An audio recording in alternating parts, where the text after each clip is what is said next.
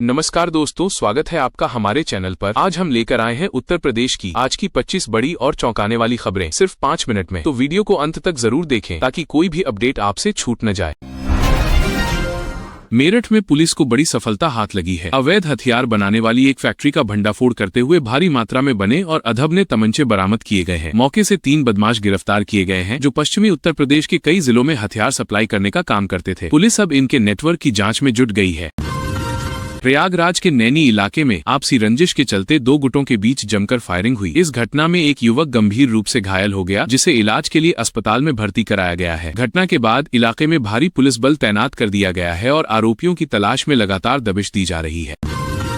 कानपुर के पौष इलाके में दिन दहाड़े चेन स्नेचिंग की बड़ी वारदात सामने आई है। बाइक सवार 2 बदमाश महिला के गले से सोने की चेन झपटकर मौके से फरार हो गए। पुलिस आसपास लगे सीसीटीवी कैमरों की फुटेज खंगाल रही है और जल्द ही आरोपियों को गिरफ्तार करने का दावा कर रही है। अलीगढ़ में सोशल मीडिया पर भड़काऊ पोस्ट डालने के आरोप में पुलिस ने 2 युवकों को गिरफ्तार किया है। पुलिस का कहना है कि इन पोस्ट से क्षेत्र की शांति व्यवस्था प्रभावित हो सकती थी। प्रशासन ने साफ चेतावनी दी है कि सोशल मीडिया पर किसी भी तरह की आपत्तिजनक गतिविधि बर्दाश्त नहीं की जाएगी। गाजियाबाद के लोनी इलाके में पुलिस और बदमाशों के बीच मुठभेड़ हो गई। जवाबी कार्रवाई में 25,000 का इनामी बदमाश पैर में गोली लगने से घायल हो गया। पुलिस ने उसके कब्जे से चोरी की बाइक और अवैध हथियार बरामद किए हैं। आरोपी पर लूट और चोरी के कई गंभीर मुकदमे दर्ज बताए जा रहे हैं। मुख्यमंत्री योगी आदित्यनाथ ने आज प्रदेश में डिजिटल जनगणना 2027 अभियान के पहले चरण की शुरुआत की। अब नागरिक 21 मई तक ऑनलाइन पोर्टल के जरिए स्वयं अपना विवरण दर्ज कर सकेंगे। सरकार का कहना है कि इससे विकास योजनाओं को और अधिक प्रभावी तरीके से लागू करने में मदद मिलेगी। काशी विश्वनाथ मंदिर में आज श्रद्धालुओं की भारी भीड़ देखने को मिली। गर्मी को ध्यान में रखते हुए प्रशासन ने ठंडे पानी, मेडिकल सुविधा और शेड की विशेष व्यवस्था की है। इसके अलावा गंगा घाटों पर सुरक्षा व्यवस्था भी बढ़ा दी गई है ताकि श्रद्धालुओं और पर्यटकों को किसी प्रकार की परेशानी न हो। राम मंदिर में आज विशेष आरती का आयोजन किया गया, जिसमें देश और विदेश से आए हजारों श्रद्धालुओं ने भाग लिया। वहीं नगर निगम ने शहर के बुनियादी ढांचे को मजबूत करने के लिए नई सड़कों के निर्माण का प्रस्ताव पास किया है। इससे अयोध्या की यातायात व्यवस्था को और बेहतर बनाने की तैयारी है। एम्स गोरखपुर में नई ओपीडी सुविधाओं का विस्तार किया गया है। अब यहां कैंसर और हृदय रोग से जुड़े मरीजों के लिए विशेष परामर्श डेस्क शुरू की गई है। स्थानीय जनप्रतिनिधियों ने अस्पताल का निरीक्षण किया और मरीजों को दी जा रही आधुनिक स्वास्थ्य सुविधाओं की सराहना की है। मथुरा में बांके बिहारी मंदिर के आसपास बन रहे कॉरिडोर का निर्माण कार्य तेजी से आगे बढ़ रहा है। जिला प्रशासन ने आज निर्माण कार्य का निरीक्षण किया और व्यापारियों के साथ बैठक कर उनकी समस्याओं को सुना। प्रशासन का कहना है कि विकास कार्यों से श्रद्धालुओं को बेहतर सुविधा मिलेगी। ताजनगरी आगरा में लगातार बढ़ रही गर्मी को देखते हुए पर्यटन विभाग ने नई गाइडलाइंस जारी की हैं। स्मारकों के आसपास स्वास्थ्य शिविर लगाए गए हैं और पर्यटकों को गर्मी से बचाव की सलाह दी जा रही है। वहीं यमुना नदी की सफाई के लिए निर्मल यमुना अभियान की शुरुआत भी की गई है।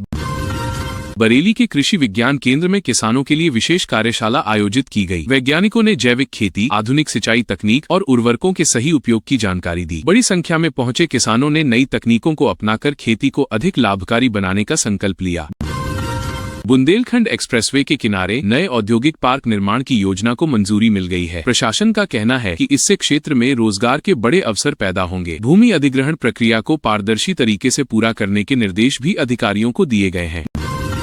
नोएडा में प्रदूषण को नियंत्रित करने के लिए 10 साल पुराने कमर्शियल वाहनों के प्रवेश पर सख्ती बढ़ा दी गई है। ट्रैफिक पुलिस ने शहर के विभिन्न चौराहों पर चेकिंग अभियान चलाया और नियम तोड़ने वालों के खिलाफ भारी चालान काटे। प्रशासन ने लोगों से नियमों का पालन करने की अपील की है। मुरादाबाद में पीतल उद्योग से जुड़े निर्यातकों ने जिला उद्योग केंद्र में बैठक की। उद्योगपतियों ने वैश्विक बाजार में उत्पादों की मांग बढ़ाने और निर्यात शुल्क में राहत देने की मांग उठाई। साथ ही बिजली दरों में छूट देने की अपील भी सरकार से की गई है। सहारनपुर जिले में मिशन इंद्रधनुष टीकाकरण अभियान के अगले चरण की शुरुआत हो गई है। स्वास्थ्य विभाग की टीमें घर घर जाकर बच्चों और गर्भवती महिलाओं का टीकाकरण कर रही हैं। जिला प्रशासन ने लोगों से इस अभियान में सहयोग करने और जागरूक रहने की अपील की है। बस्ती में सरयू नदी के जलस्तर में हो रहे बदलाव को देखते हुए प्रशासन अलर्ट मोड पर आ गया है। बाढ़ चौकियों को सक्रिय कर दिया गया है और तटवर्ती गांवों के लोगों को सुरक्षित स्थानों की जानकारी दी जा रही है। अधिकारियों को बांधों की निगरानी बढ़ाने के निर्देश दिए गए हैं।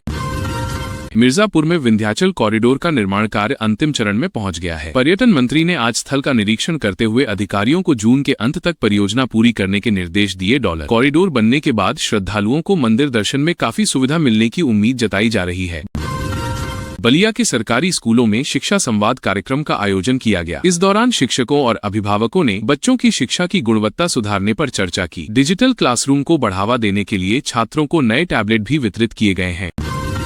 पूर्वांचल एक्सप्रेसवे पर सड़क सुरक्षा को लेकर विशेष जागरूकता अभियान चलाया गया। परिवहन विभाग ने वाहन चालकों को ओवर स्पीडिंग और नशे में ड्राइविंग के खतरों के बारे में जागरूक किया। हेलमेट नहीं पहनने वाले लोगों को गुलाब देकर यातायात नियमों का पालन करने की सलाह दी गई। देवरिया कृषि उपज मंडी में आज गेहूं की रिकॉर्ड खरीद दर्ज की गई। किसान सरकार द्वारा तय न्यूनतम समर्थन मूल्य पर अपनी फसल बेचकर काफी संतुष्ट नजर आए। प्रशासन ने दावा किया है कि किसानों को 24 घंटे के भीतर भुगतान सुनिश्चित कराया जाएगा। जौनपुर के ऐतिहासिक शाही किले के संरक्षण के लिए पुरातत्व विभाग ने नई योजना तैयार की है। किले की दीवारों की मरम्मत और रोशनी व्यवस्था को आधुनिक बनाया जाएगा। अधिकारियों का कहना है कि इससे जिले में पर्यटन को नया बढ़ावा मिलेगा और स्थानीय व्यापार को फायदा पहुंचेगा। रामपुर में पारंपरिक चाकू उद्योग को बढ़ावा देने के लिए जिला स्तरीय प्रदर्शनी आयोजित की गई। स्थानीय कारीगरों ने अपने हुनर का प्रदर्शन किया और सरकार से ऑनलाइन बाजार उपलब्ध कराने की मांग की। प्रशासन ने कहा कि कारीगरों को वैश्विक प्लेटफॉर्म से जोड़ने की योजना पर काम किया जा रहा है। उन्नाव के औद्योगिक क्षेत्र में नई फूड प्रोसेसिंग यूनिट का उद्घाटन किया गया। इस फैक्ट्री के शुरू होने से लगभग 500 स्थानीय लोगों को रोजगार मिलने की उम्मीद है। उद्योग विभाग ने उद्यमियों को सिंगल विंडो सिस्टम के जरिए सभी अनुमतियां तेजी से देने का भरोसा दिलाया है। चित्रकूट में धार्मिक पर्यटन को बढ़ावा देने के लिए मंदाकिनी नदी तट पर भव्य आरती की तैयारी पूरी कर ली गई है। नगर पालिका ने घाटों की सफाई और सौंदर्यीकरण का काम पूरा कर लिया है। प्रशासन का कहना है कि यह आरती आने वाले दिनों में श्रद्धालुओं के आकर्षण का प्रमुख केंद्र बनेगी।